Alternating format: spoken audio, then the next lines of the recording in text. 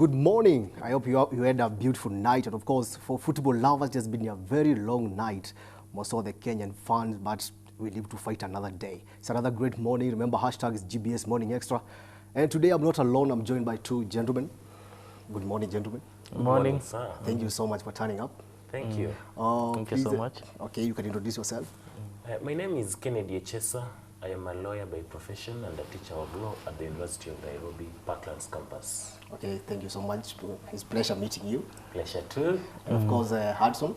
Yes, my name is Hudson Amenya. I'm a student of journalism at USIU Africa, but I'm also an enthusiast of politics. Okay, enthusiast. I like the one. Thank you very much. And we'll be joining them later on. We analyze the newspapers and, of course, the topics of the day. Remember, there's been a lot of politics this weekend, the 2U story that will be following up. But first, let's look at news recap.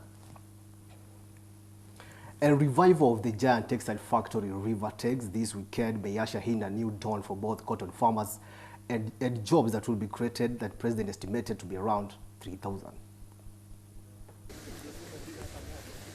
So, this is the one you were saying that the right now both are...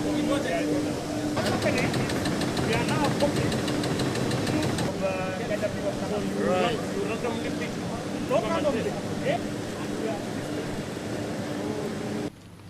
Today I call on all county governments to support our farmers by providing them with all the assistance they require at the local level. On our part, as national government, we will continue to improve policy conditions and ease of operations for farmers, while at the same time delivering on direct interventions that make inputs, operations, and support activities cheaper, and also direct interventions that enhance productivity and market access.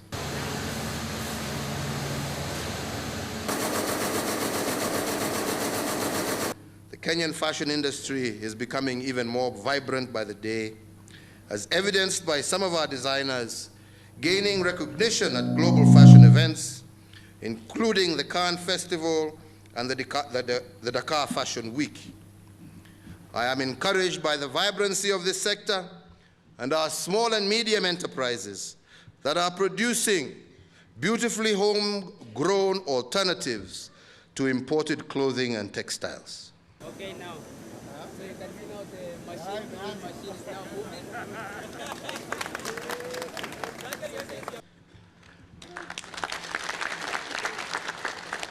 For government to lead by example, I urge all public servants to wear at least one piece of apparel that is made in Kenya on Fridays. Kama hii yangu hii.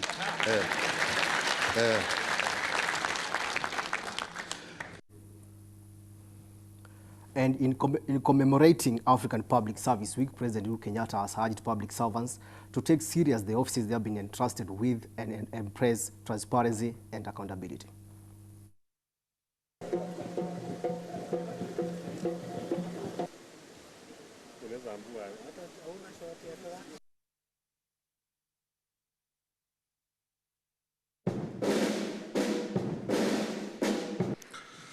Ladies and gentlemen, over the past decade, Africa's economies have been amongst the world's best performing, and there is no doubt that Africa is rising.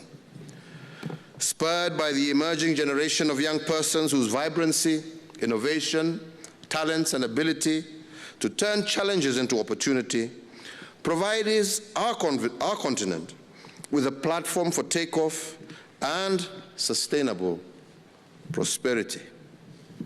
The people entrusted with the management of public resources and the delivery of the public good must do so in an accountable, transparent, and responsible manner. And it is for this reason that my administration has laid special emphasis on the issue of good governance within the public service, as well as heightening our efforts to combat corruption. This is in line with renewed efforts across our continent, as articulated in the Africa Union's theme for 2018. And I quote, "Winning the fight against corruption a sustainable path for Africa's transformation, end of quote. And now to the ruling party, Jubilee. The leadership row has now taken another new twist after MPs allied to William Ruto are now calling for the resignation of the party's Secretary General Raphael Tuju for allegedly sabotaging the deputy president's moves. How are you? Very good.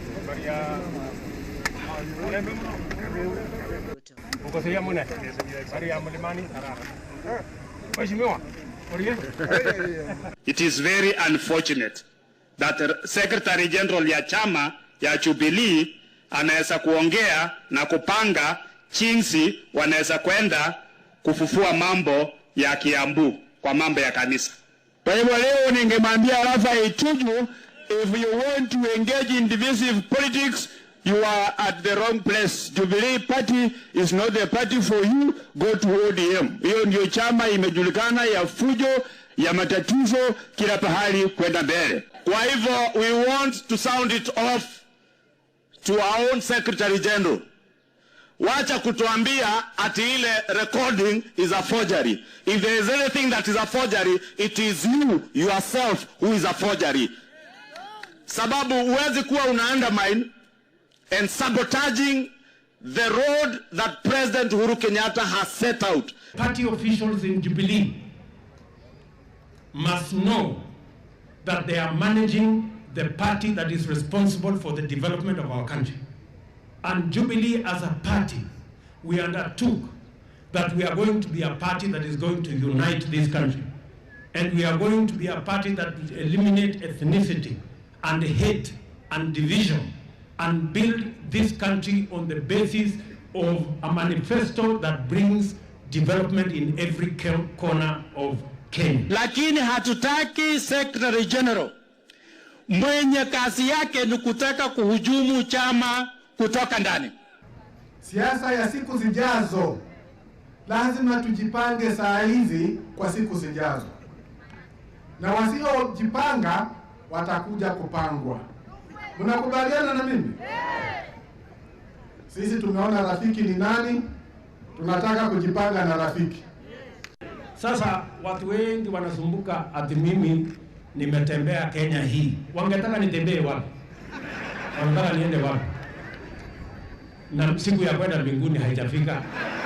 Kama ingekuwa imefika siku ya kwenda mbinguni, ningekuwa nimejipanga kwenda mbinguni pia. Hata hiyo kwenda mbinguni nimejipanga pia kwenda mbinguni. And Kapsabet Member of Parliament Oscar Sudi has refuted Mzalendo Trust report that was released on Friday, claiming that he is among the members of Parliament that have been silent in the House and have not contributed or brought any bill in Parliament. Gazeti wakisema ya kwamba kuna wajumbe huwa waongei bungeni. Mimi nataka niwahakikishie na niwaambie watu wanaandika gazeti, tuko na wabunge 400 bungeni. Na kuwa mbunge unasafanya kazi tofauti. Kuna mwenye anafanya kazi kule nje, kuna mwenye anafanya kazi kule kwa komiti, kuna mwingine, lakini mimi hiyo bunge ninacheza role kubwa sana kwa sababu kuna mambo mingi yakitaka kupitishwa ila muhimu huwa sisi tunapatikana kule bunge. But we are not idlers. Nataka niambia kuna watu wa Kiingereza mingi wale tumewaachia hiyo kazi ya bunge. Wale marafiki zetu kutoka upande wa Nyanza, kutoka ile makona zingine, kuna watu wanasungukianga hapo bunge. Lakini tuko na kazi mingi ya kufanya. Sijasikia complaint kutoka kwa wananchi, kutoka kwangu. Na hiyo bunge haiwezi leta chakula hapa Kapseret. Kazi ninafanya ndio inatakana nifanye hapa. Tumekuwa na wabunge wengi wenye waliongea bunge hiyo kuanzia asubuhi mpaka jioni. Wanakula lunch bunge, wanakunywa chai bunge, wanakunywa chai saa 10 bunge, wanakunywa pombe ya bunge, lakini mwisho wanaenda nyumbani wote kwa sababu ya ukumbavu ya kusukuka kwa hiyo bunge. So hiyo ni ukumbavu. And Nairobi Governor Mike Sonko is currently under investigation after he was linked with a militia group that is alleged to be operating within the city. Militiamen wako wajia huko Al-Shabaab na Somali, wale wanaua innocent police officers wetu, wale wanatufanyia kazi ya amani. Kwa hivyo wewe bwana PS wachana na mimi. Na niko na hakika nitakaa chini na rais atatusaidia na nyote mtapata kazi. Hawa vijana leo ambao bwana PS anaita militiamen, hawa ndio vijana nilikuwa natumia kujazia rais na serikali pale Jubilee wakiwa kampenia. Hawa ndio tulitumia mliposema kule Jakaranda kumwagwe mavi. Hawa ndio vijana walimwaga mavi huko. Hawa ndio wale vijana Jubilee kikampeni. Mkasema mta create nafasi 1 million ya vijana wote Nairobi wapewe kazi. Sasa tumepata serikali mbili, mnaniojia mzigo peke yangu. Mimi siwezi fukuza wao. Mimi nitakufa na wao mpaka dakika ya mwisho. And those are the main stories that are making headlines this morning. My name is Tom Mwema. And now we need to look at what the papers are saying. Remember, you can get in touch with us through our Twitter. That is hashtag GBS Morning Extra. And also remember to tag me at one Tom Mwema so that I can see it. And also I will sample some of them in the course of the show. And thank you, gentlemen, once more. Thank you. And we are back again. And we are now going to look at what the dailies are saying. And before that, what are your reactions about the story I've covered this morning, especially the militia group in Nairobi? Cheers. The militia group in Nairobi is a real thing. It's a real thing because the political class is positioning itself to get into 2022. And politicians in Kenya are convinced that if you're not running a militia, a private type of a gang, you cannot do Nairobi politics. Remember from the days of Jeshi la Mzee, from the days when the late Mwenje used to have the militia. So there is that reinvention of the old way of doing politics. Yeah. So that if you are a gentleman like some people we know within Nairobi, you cannot win an election. And therefore this militia thing is real. Is it really a militia or is it just a gang to help in campaigns? It is a militia. It is a militia because it is armed. The political class arms it. It gets instructions. And from the news you've heard the governor say that ile watu tulikuwa tunatumia kutupa mavi Jakaranda. If a governor can use, if a ruling party can use such a gang to do what the governor has said, then it's called a militia. If they are given instructions to kill, they will kill. So it's something to worry about? It's something to worry about. And a serious country should have taken serious steps. And if it has been there for that long, why now? It has been there for some time, but there came a time when we are moving from a certain generation of politics.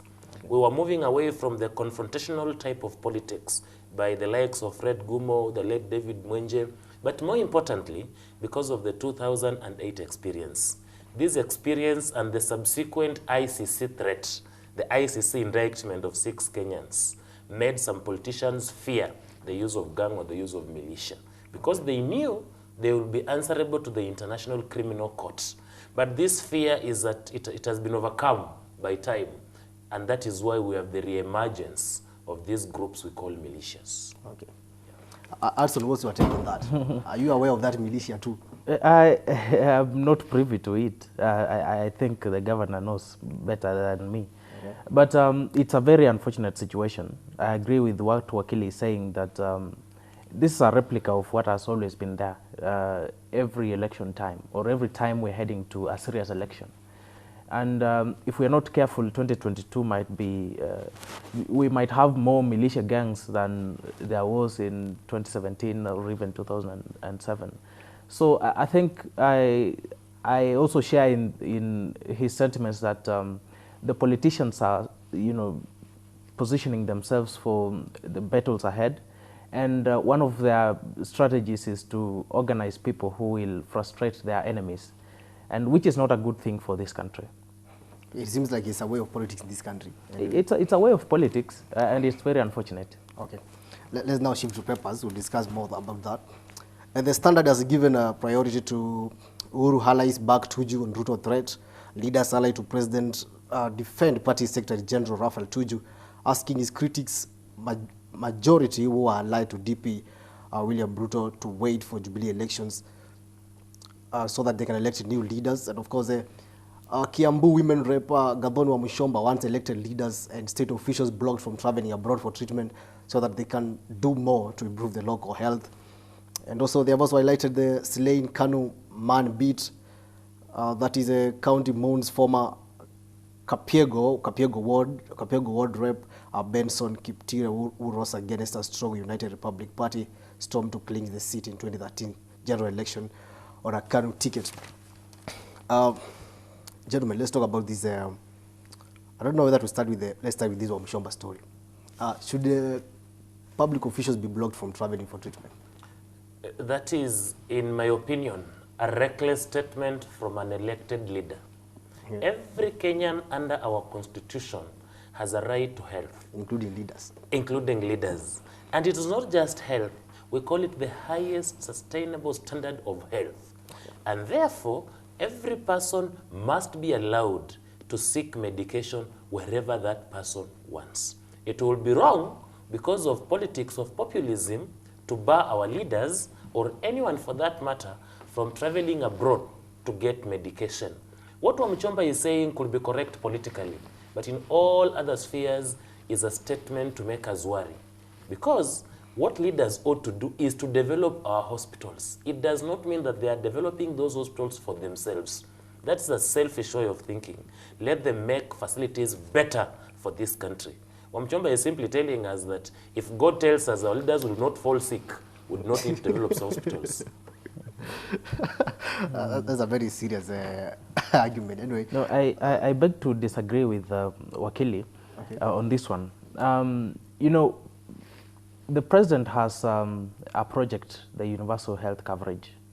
And this is not a project that only covers leaders. It covers all Kenyans, you know, whether you come from Kakamega, you come from Nakuru, every part of this country. And one of the biggest problems that UHC is experiencing is lack of enough capital to fund the whole project. Okay. And now, you know what Honorable Mashomba is saying is that let us limit the traveling of public servants abroad to expensive hospitals using public money, and bring those people, I mean, and enhance our hospitals here, build capacity for them to be able to provide treatment for not just Kenyans, but our leaders. Because clearly, if leaders do not trust the hospitals here, who are we as Kenyans to trust them? You know, we follow our leaders. And if they cannot trust the capacity of our hospitals here, then we should not trust them as well as Kenyans. So what Mashomba is saying is that our Kenyan hospitals, as currently constituted, are able to provide proper health care, and that leaders should not travel for the same. And also banning them will mean that they will have to pump more money on the hospitals so that when they fall sick, they just go there. Yes. But Wakil has a different opinion. Yes, I have a different opinion. It does not mean that when our leaders travel out, they are going to get well. All I'm defending is the right of every Kenyan to get medication wherever that person wants. We've seen very serious senior government officials passing on while undergoing treatment abroad, and we bring them back when they are dead. And therefore, it is a serious contravention of our international laws to bar any person from seeking medication from that facility the person thinks will bring back life to him. So it's legally wrong? It's legally wrong. Okay. Morally, it could be right as it is, but legally it is wrong. Okay, what about these Jubilee wars? Now they are calling for resignation of Raphael Tuju. That is a non-issue politically. That is mere rhetoric from the adherents of the Tangatanga movement. Tuju is going nowhere. Tuju is in Jubilee to stay for two simple reasons. One, Tuju is entitled to his own opinion and thought. Tuju is not a robot to be controlled by any sphere of politics, by any gang, or by any political class. Okay. Two is that Tuju is not an appointee of those MPs making noise that he must resign. Tuju is an appointed official of Jubilee. The appointing authority is one Uhuru Muigai Kenyatta. So as at when and until Uhuru Muigai Kenyatta tells Tuju to step down, Tuju shall remain in office. He shall not succumb to threats. Absolutely. And you know, some of these MPs calling for his resignation are clearly desperate. I mean, this is not the first time we're encountering such calls for Tuju or any other you know, leader in a political party to resign. We had the 2017 primaries, you know, pre-election primaries, where Raphael Tuju, among other leaders in Jubilee, were accused of orchestrating, you know, ouster of senior political bigwigs in the Jubilee party and favoring other candidates for the tickets. So this is not something that is new. We are going to see, I agree with Wakili when he says that Tuju is in Jubilee to stay. He's going nowhere. Okay. And I think this manifests clearly the division that, David Murathe, the chairman, the former chair of Jubilee, was saying, that there are two factions, and clearly the Tanga, which is now attacking Raphael Tuju, because things do not seem to go well with, for their side. It seems there's a lot of rift in the Jubilee party. And now there's a very big rift, and clearly things are not going to be the same in future. Okay. And I think to add on that, in my own humble opinion, there is no rift in Jubilee party. There is only rift between President Uhuru Kenyatta and William Ruto, because these factions are rotating around them. If Uhuru were to issue a different direction, the politics of Jubilee will take a different direction. Wakili, if you say that there's a rift between William Ruto, the deputy president, and Uhuru, the president, yes, you are clearly saying that there's a rift in the party. Because we cannot dispute the fact that this party was made by these two individuals. Yes, and that is political parties are based on individualized. That one I agree. What I don't agree is where Kenyans are hiding from the truth. You know, when we say we have a problem in the political party, people may think that all is well between Kenyatta and Ruto. Actually, this problem in Jubilee is trickling down from the differences between Uhuru Kenyatta and William Ruto. And the differences between the party, and the party is actually divided into two, is a division of personalities. So that those who identify with President Kenyatta, they are going different direction. Those who are identifying with William Ruto, going different direction. And now the question will be, why now? In the first term, these two guys were calling each other brothers. They were working together. They were reading for the same script. But right now, yes, it seems that the scripts are different. It is the true. president is saying, don't campaign. The deputy president is campaigning. He's very busy campaigning every weekend. Let's hear from one of the reasons why there is a rift right now is that there is, on one hand, President Uhuru Kenyatta, who is envisioning his legacy. And on the other hand is William Ruto, who is seeing State House in 2022. So the president wants to leave a legacy, because clearly in the first 5 years, there was nothing to smile about, Jubilee government. And now Uhuru has realized that should he not focus on development in his final term, it's going to be a problem for him to even, for people to clap for him as he leaves the stage in 2022. So that is, I think, where there is the differences in their ideas. Because Ruto is focused on what he is going to achieve, and Uhuru is also focused on what he wants to achieve.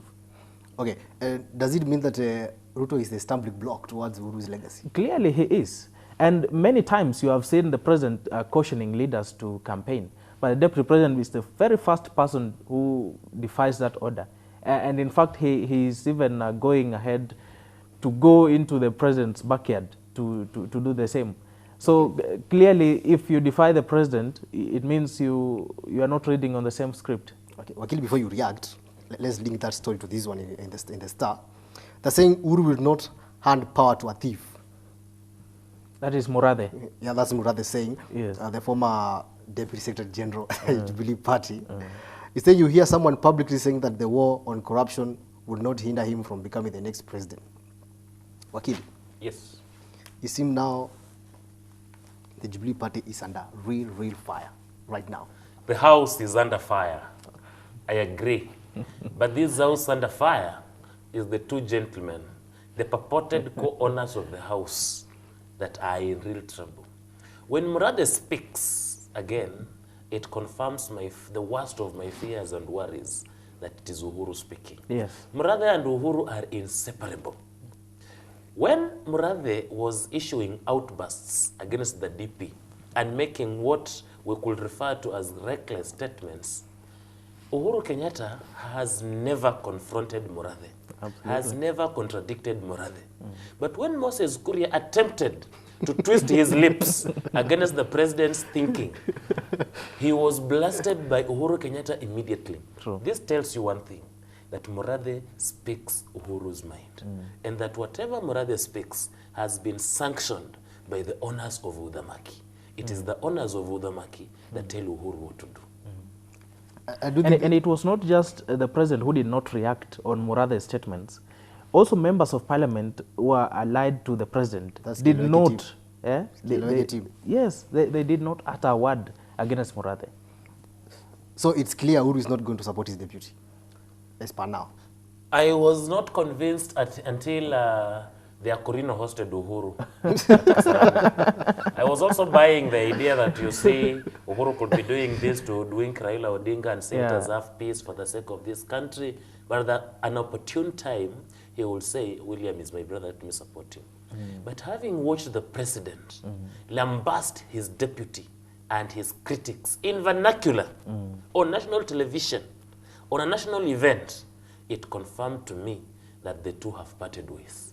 And Uhuru Kenyatta will not be supporting William Ruto for the 2022 presidential elections. At the very best for William Ruto, Uhuru Kenyatta will keep aloof and say, let Kenyans decide. Okay, so he'll take a wise decision. In an unlikely event that he takes that route, that's what he will do. What do you foresee president coming out clearly and say it's really difficult to work with William Ruto currently? Also, when we are overseeing there's something, maybe there might be a referendum coming. I mean, why not? President Uhuru is one man who says his mind, who speaks his mind, and he confronts you when he wants to, when he is actually frustrated at his worst. And, you know, last week, I think, he told members of parliament that his choice for 2022 would surprise many people. So I might not be in a position to predict what exactly he meant by that. But clearly to me, the fact that things are not okay right now, they might not be okay also in future. Okay, and do you think the referendum is a trap? Maybe to William Ruto and maybe to maybe gauge his loyalty to president? No, it's not, the referendum is not a trap. I think it's going to be a political weighbridge between those who are opposing it, of course, the Deputy President leading the way, and those who are pro-referendum, the Honorable Raila Odinga. But the Deputy President has been opposing while the President supported the referendum. I mean, I have not seen any single time when the President has publicly said that we're going to a referendum. If any time, in any case, let me remind you what he said. I'll quote him and remind you what he said. He said, this country, we now need to engage in a dialogue. The thing of president take call should be changed. That's definitely what this referendum is being advocated for. In Kisumu, the president indicated that if we have a problem with our laws, then it is better if we review those laws, you know. But he did not actually suggest that he is pro-referendum. And in any case, there was a time he actually said that the country is not ripe for that referendum. So I do not think the referendum is a trap for anybody. Ruto has his constitutional right to say no to what he believes is not right. And Raila has also his way, or rather the pro-referendum people have what they think is okay for them. Okay. Wakili, it seems Ruto is aware that maybe the president might not endorse him, and is right now assembling his arsenals. His machinery. Yeah, towards the election. Do you think the Ruto will need the backing of the president to take the power? As an individual, the president will not have any impact on William Ruto's 2022 politics. As an individual. But what Ruto has to worry about is the issue of the state machinery. The state machinery does not refer to the vehicles or helicopters or the police officers to accompany him on the rallies. The state machinery is the intelligence. The state machinery, IEBC has become part of the state machinery. We all know that in 2013, Raila Odinga was a front runner as the prime minister in Kibaki's government. But because he was denied the state machinery, he was denied the intelligence. The IEBC and the state were one and the same thing. Whatever happened, happened. And therefore, if the state does not want William Ruto to become president, he will not become president. So that's his biggest challenge. That is his biggest but challenge. you see, Wakili, when you say the state, you're actually referring to the president, because by that time he will still be in the position of the head of state. So until he hands over power. Yes. So in other words, you are saying that the president might not support. He will not support William Ruto. And I wanted Which to I agree. To add something to what my brother was saying, and agree with you that indeed Uhuru Kenyatta supports the referendum. He has said it outright in Kisumu, as you've put, but more importantly, he has said it constructively. When he does not come out clearly to lambast the Keleweke team for advocating for referendum, and then he threatens the Tanga movement for moving around the country campaigning, yet it is not an elective time, then it is constructive that his thoughts belong to what the Keleweke team is doing. He has actually identified with one faction within the political class, which faction supports the referendum. Okay. And remember, it is the referendum that catapulted William Ruto into national politics. The 2010 referendum, when he was saying no, William knew that this Katiba was good. And he's used to saying he no. used it to gauge his popularity and consolidated the Rift Valley. So he might do the same this round. This time round, if he's not careful, it is the referendum that will bring him down. Because he may want to oppose the referendum.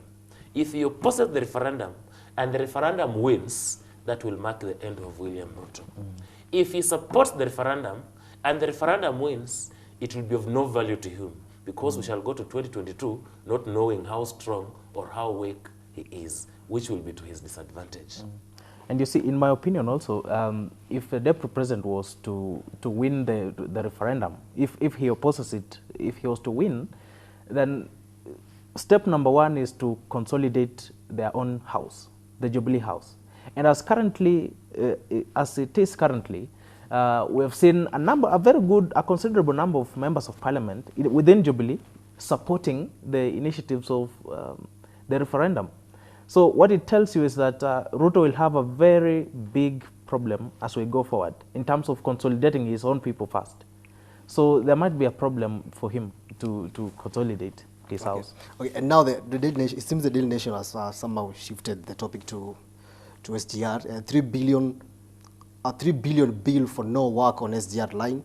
Land compensation was that stalled completion of the standard gauge railway in Nairobi-Naivasha stretch could have cost the taxpayer 21 million a day in payment for elder workers and machineries. And Wakili, this is we'll come back to politics later on. The SGR has been in the middle of a lot of controversy, and now you say that they should spend another 3 billion to compensate the landowners and also pay the elder workers. What do you make of this? This is public theft. And this, I think, demonstrates the inefficiency of our government, the inefficiency of our bureaucratic structures. It is not a surprise that we are paying for a bill that has not been used. Actually, whenever you see in this government or in this time and era, a government paying money for job not done, it is because of those paying have a cut on it, have a cut in it. And I can tell you that this is not in vain. This 3 billion is going to be shared by people within the system. Okay. I mean, if indeed there are people who have given out their land for the construction, for the said construction of that line of that phase of SGR, I think they should be compensated. And if that money then is not going to be used to compensate the same people, then what it means is that this is public theft, as Wakili is saying. So I think that we should come up with a structure. Let us identify who those people are. For the sake of transparency, let us identify the people who have given their land and the right documentation, so that we can account for this 3 billion. Otherwise, it's going to be a scandal. There's also been a question of how the SGR is operating. There's a report that last month that the SGR is making losses. And yet, for people who have been along Mombasa, they'll testify, even today when you want to book the SGR, you'll have to book like a week earlier before you travel. Now, the question of losses, how are these losses coming in? Because Wakili, many people don't understand how comes the SGR is too busy, yet they're still making losses. The maintenance costs. I think it's the maintenance and the operational costs of the SGR that are making the SGR make losses. And I will want to agree with the group saying that SGR is making losses, because in my opinion, SGR was a bad idea. We would have invested this money elsewhere. We would have even invested in making our roads better. We would have opened up our interiors. We would have put up our industries. But we took a loan, came up with this GR, whose operational costs outweigh the profits we are making or the money we are making out of it. Therefore, making the entire system run on losses. Do you think it could be better if we could have maybe upgraded the previous railways? That would have probably been the best thing to ever happen. Okay. I think otherwise. You know, SGR was not a bad project. In my own opinion, the way it was managed from its inception was wrong. And that is why we are witnessing these problems right now. I think there are people who said that Ethiopia did the same kind of SGR and at a very cheaper cost than we did ours. It costed us about 350 billion, while it costed Ethiopia 150 billion to construct an SGR that is electric moved. Ours is diesel driven, and it even carries less cargo than the Ethiopian one. So what we should reflect upon is our own goodwill in terms of the kind of projects we bring to this country and how we manage those projects. Okay. So I agree with him that right now there is also very bad management. If you see any company going down in losses, it symbolizes the kind of leadership that is in there. Okay. So we might not gain anything from this SGR anytime soon. And we might lose everything because of this SGR venture. Okay. So it's a bomb just waiting to explode anytime soon. Yes, we call it a sitting bomb. Sitting bomb. Okay, now we shift the focus back to politics again and focus on today's politics. I don't know whether we should take a breather or not, but let's start doing in Jubilee Party first. This weekend, Uhuru's visit to Ruto's staff. What does that mean politically, especially at this moment? I think the president's visit has calmed down his critics, especially from the Rift Valley.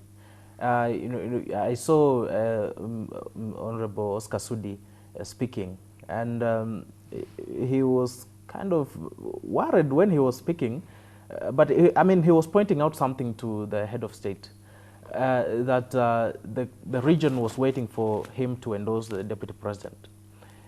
Clearly, that was a political move. The launching of Rivertex that day was a political move, which the president, in the wisdom of his advisors, I think did it at the right time. But as we move forward as a country, I think it is not good for us to reward political supporters or political people who support you politically with gains, such kind of material, activities. But I'm not saying that Rivertex or the relaunching of Rivertex is a bad idea. That I'll come back to it in terms of its business implications in this country. But I still think that it was a political move by the president, and because since that time, the Tanga movement has not made any remarks against the president, which would otherwise have been the show. Okay. And Wakili. Yes. This Rivertex revival mostly at this time. Do you think it was Uhuru's chance maybe to calm down the temperatures, and he stayed away from politics that day? He never touched anything. Even the deputy president. Yeah, he never touched anything to do with politics. Do you think it's the right time now to show that the people maybe of that region he still cares and he still values them? That would be one way of looking at it. Other way of looking at it would be that this visit was a political setup by the State House operatives to achieve two things. One, if Uhuru Kenyatta would have been heckled in Eldoret, it would have actually brought the Jubilee marriage to almost a near collapse. And that is what the state operatives wanted to achieve, those who are opposed to William Ruto. Two, if Uhuru Kenyatta would have been forced through the political heat to re-endorse William Ruto and reassure him that I am with you, William Ruto would have achieved and said, the president is still with me. Remember when Tom Mboya was killed brutally in 1969, Kenyatta made a move to visit Kisumu. And that is now what sealed the hatred between the Kikuyu nation and the Luo nation as at that time. Because Kenyatta was even stoned, a presidential motorcade being stoned because of Mboya's murder. Is that the tensions and the fear in Luo nation at that time was real. So Uhuru chose to visit Eldoret at a time when the political temperatures were very high, to just gauge how effective, how bad is the situation. And what was the outcome? There's nothing wrong. People are not as sad as Kina Oscar Sudi would be saying. Because if whatever venom that Oscar Sudi puts into the national media is anything to go by, we were expecting the president to have a rough time. We've had the Luo nation heckling Odinga whenever he says something that they think is not very constructive to them. When he was praising President Kenyatta the other day in Kisumu and Kondele, presidents were telling him, no, Baba, there you are wrong. Therefore, they will not fear him. So if the Kalenjin nation thought that Uhuru was mistreating William Ruto, then that was a time for them to show that indeed Uhuru Kenyatta is wrong and they're asking for something out of him. Remember the very first time that the president and the deputy were visiting Nandi Hills, when Alfred Keter was forming himself into a rebel. Alfred would go onto the podium and confront both the president and the deputy president in their presence. And the public will clap and say, Alfred, what you have done is right. But now, we've seen President in Oscar Sudi's staff. It's not by coincidence that he went into Oscar Sudi's staff. And remember, people were afraid, even the organizers were afraid on what Oscar Sudi will do.